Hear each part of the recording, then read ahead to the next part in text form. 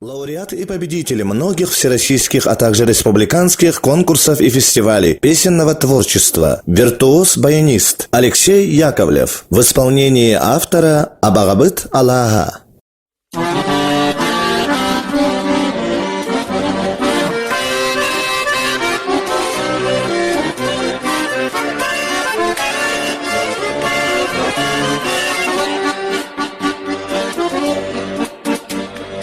Cenkere ustar corahu Kütüklerge olsunlar Dere iras toyuga Duhadın eymata Handa da bardargi Umnuma bukagen Oğasa spit aspit Abana bu ağlar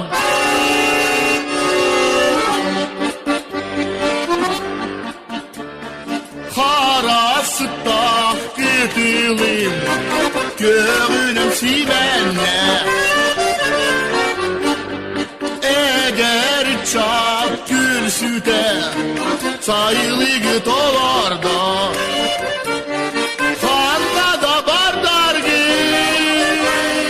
Umnuma bukagen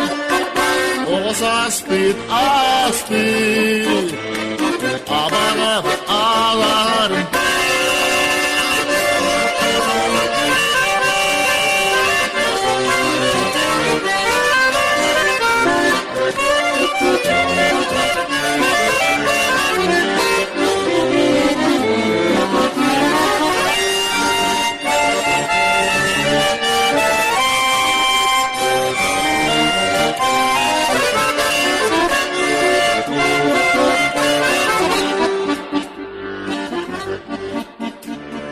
Vurduk dağ bolanlar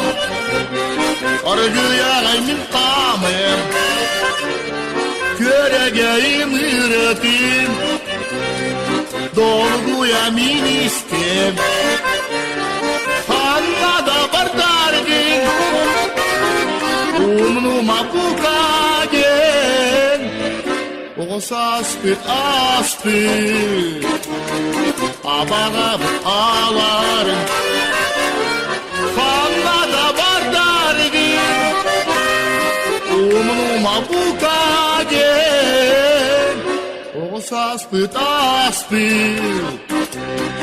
Abana ağlarım Abana ağlarım Abana ağlarım